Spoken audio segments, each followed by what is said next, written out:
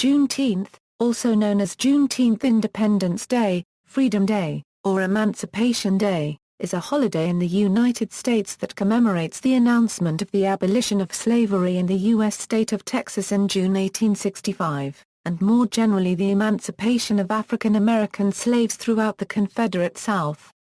Celebrated on June 19, the term is a portmanteau of June and 19th, and is recognized as a state holiday or special day of observance in most states. The holiday is observed primarily in local celebrations. Traditions include public readings of the Emancipation Proclamation, singing traditional songs such as Swing Low, Sweet Chariot, and Lift Every Voice and Sing, and readings by noted African American writers such as Ralph Ellison and Maya Angelou. Celebrations may include parades, rodeos, street fairs, cookouts, family reunions, park parties, historical reenactments, or Miss Juneteenth contests. History. During the American Civil War, President Abraham Lincoln issued the Emancipation Proclamation on September 22, 1862, with an effective date of January 1, 1863. It declared all slaves to be freed in the Confederate States of America in rebellion and not in Union hands. It also announced that the Union would start recruiting former slaves and free blacks to serve in the military, and recruitment began in the spring of 1863. Slaves often escaped to Union lines for protection and many began to serve in the military. In some areas, contraband camps were set up to house the freedmen temporarily, as well as start schools and put adults to work. Lincoln had urged the governments in the border states, which had remained in the Union, to free their slaves under a system of gradual abolition and compensation, but none did so. Those slaves were not emancipated until the end of the war. Even when slaves gained freedom, this was a difficult era. Conditions in contraband camps were crowded, with poor sanitation, as existed in most military encampments. Just as more soldiers on both sides died of disease rather than wounds, because of the social disruption from the war and general harsh conditions, many former slaves died of disease in the years from 1862 to 1870, including from a smallpox epidemic. More isolated geographically, Texas was not a battleground. Its slaves were not affected by the Emancipation Proclamation unless they escaped. Planters and other slaveholders had migrated into Texas from eastern states to escape the fighting, and many brought their slave property with them, increasing by the thousands the number of slaves in the state at the end of the Civil War. By 1865, there were an estimated 250,000 slaves in Texas. As news of end of the war moved slowly, it did not reach Texas until May 1865, and the Army of the Trans-Mississippi did not surrender until June 2. On June 18, 1865, Union General Gordon Granger arrived at Galveston Island with 2,000 federal troops to occupy Texas on behalf of the federal government. On June 19, standing on the balcony of Galveston's Ashton Villa, Granger read aloud the contents of General Order No. 3, announcing the total emancipation of slaves. The people of Texas are informed that, in accordance with a proclamation from the Executive of the United States, all slaves are free. This involves an absolute equality of personal rights and rights of property between former masters and slaves, and the connection heretofore existing between them becomes that between employer and hired labor. The freedmen are advised to remain quietly at their present homes and work for wages. They are informed that they will not be allowed to collect at military posts and that they will not be supported in idleness either there or elsewhere.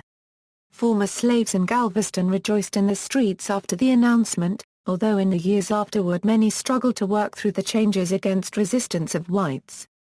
But, the following year, freedmen organized the first of what became annual celebrations of Juneteenth in Texas. Barred in some cities from using public parks because of state-sponsored segregation of facilities, across parts of Texas, freed people pooled their funds to purchase land to hold their celebrations, such as Houston's Emancipation Park, Mexico's Booker T. Washington Park, and Emancipation Park in Austin. In the early 20th century, economic and political forces led to a decline in Juneteenth celebrations. From 1890 to 1908, Texas and all former Confederate states passed new constitutions or amendments that effectively disfranchised blacks, excluding them from the political process. White Democrat-dominated state legislatures passed Jim Crow laws imposing second-class status. The Great Depression forced many blacks off farms and into the cities to find work. In these urban environments, African Americans had difficulty taking the day off to celebrate.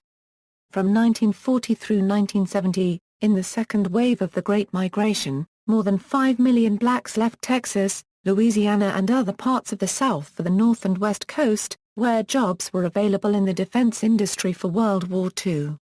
As historian Isabel Wilkerson writes, the people from Texas took Juneteenth Day to Los Angeles, Oakland, Seattle, and other places they went by the 1950s and 1960s. The civil rights movement focused the attention of African American youth on the struggle for racial equality and the future.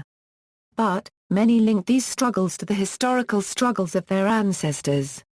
Following the 1968 Poor People's Campaign to Washington, D.C. called by Reverend Ralph Abernathy, many attendees returned home and initiated Juneteenth celebrations in areas where the day was not previously celebrated. Since the 1980s and 1990s, the holiday has been more widely celebrated among African American communities. In 1994, a group of community leaders gathered at Christian Unity Baptist Church in New Orleans, Louisiana to work for greater national celebration of Juneteenth.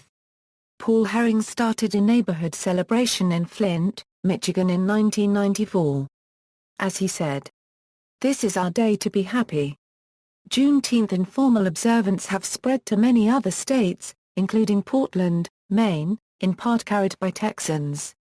Expatriates have celebrated it in cities abroad, such as Paris. Some U.S. military bases in other countries sponsor celebrations, in addition to those of private groups. Organizations such as the National Juneteenth Observance Foundation are working toward gaining congressional approval to designate Juneteenth as a national day of observance. Others are working to have its 150th anniversary celebrated worldwide.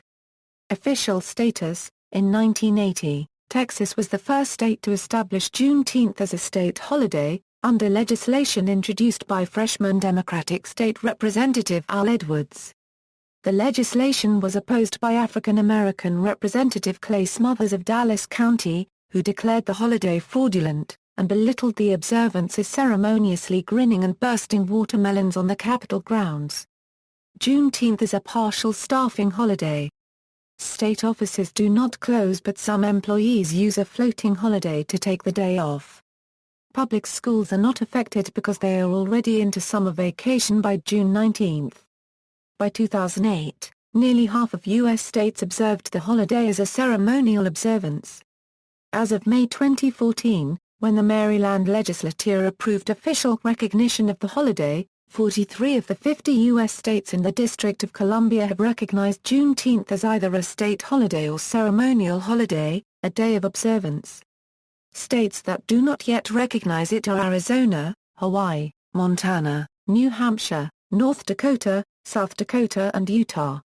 In 1996, the first legislation to recognize Juneteenth Independence Day was introduced in the U.S. House of Representatives, H.J. Res. 195, sponsored by Barbara Rose Collins. In 1997, Congress recognized the day through Senate Joint Resolution 11 and House Joint Resolution 56. In 2013, the U.S. Senate passed Senate Resolution 175. Acknowledging Lula Briggs Galloway, who successfully worked to bring national recognition to Juneteenth Independence Day, and the continued leadership of the National Juneteenth Observance Foundation. See also: Slavery in the United States, Emancipation Day, History of African Americans in Texas, 13th Amendment to the U.S. Constitution, References.